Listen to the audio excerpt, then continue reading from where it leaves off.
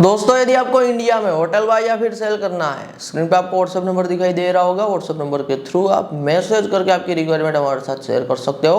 आज हमारे पास एक लिस्टिंग आई हुई है दोस्तों, प्रॉफिटेबल रिजॉर्ट बिजनेस है for the sale in Siliguri. Listing detail मैं आपके साथ शेयर कर रहा हूँ।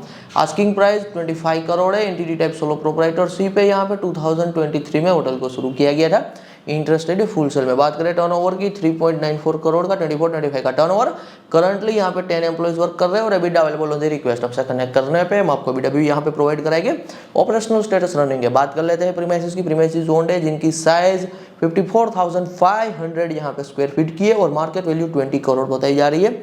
यदि दोस्तों बात की जाए यहाँ पे ओनर के इस रिजॉर्ट बिजनेस एग्जिट लेने के रीजन की, ओनर रिलोकेट कर रहे हैं तो मेनली इस रीजन से अब इस रिजॉर्ट से एग्जिट ले रहे हैं। कंप्लीट इन्फॉर्मेशन दोस्तों रिगार्डिंग दिस रिजॉर्ट लिस्टिंग आपको डिस्क्रिप्शन में मिल जाएगी। आप डिस्क्रिप्शन में जाके कंप्लीट इन्फॉर्मेशन रीड कर लीजिए। फिर यदि आपका इंटरेस्ट बैठ रहा है तो आप एब्सोल्युटली हमसे कनेक्ट कर सकते हो। धन्यवाद।